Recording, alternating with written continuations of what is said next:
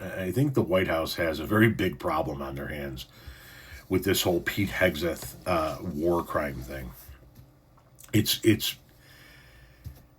really breaking bad for them right now, and they are scrambling to try to cover their ass, and they're not even doing that properly.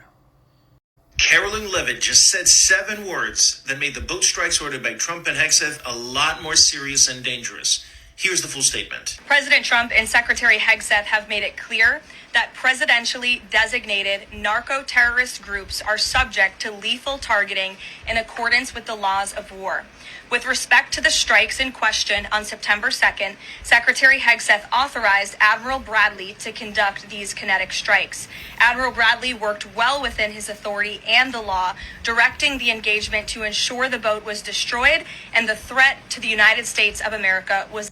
Those 7 words are in accordance with the laws of war. That statement is not only dangerously wrong, but it also pigeonholes the United States and exposes the government to allegations of war crimes, creating potentially huge geopolitical consequences. Because by issuing this statement, the White House is now saying everything that happened to that boat, to those people, we did it under the laws that govern war, which means that ordinary criminal law is out the window, and those actions are now judged based on the War Crimes Act and the Geneva Conventions, just to name 2. And I will do a deep dive on my Substack, but for now, to give you a measure of how dangerously incompetent these people are, consider these 3 things. Number 1, the White House is absurdly likening narco trafficking to a war, and that's just not the case. There's no basis under federal or international law to apply the laws of war to drug interdiction activities. Number 2, even if we apply the laws of armed conflict, a second strike targeting survivors clinging to the debris is inexcusable. Federal law under the War Crimes Act that you see behind me, DOD policy, and also international law under the Geneva Conventions all prohibit the killing of what's known as an out-of-combat individual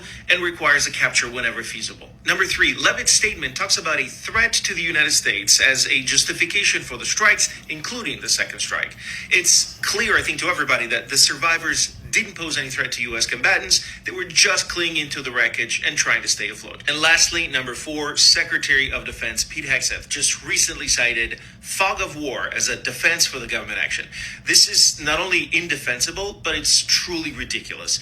And I'll do a Substack deep dive on the fog of war and its concept, but what you need to know is that fog of war is not a defense for war crimes, especially when a second strike is involved, because chain of command is necessary in that instance. This is not a light matter, and the White House decided to send an ill-equipped amateur to try to explain to the world why the White House and the Pentagon are justified in what amounts to a crime of war. At the end of the day, this is another measure of the incompetence that reigns in the executive and the reckless disregard that the Trump administration has for the law and for human lives, both domestically and internationally.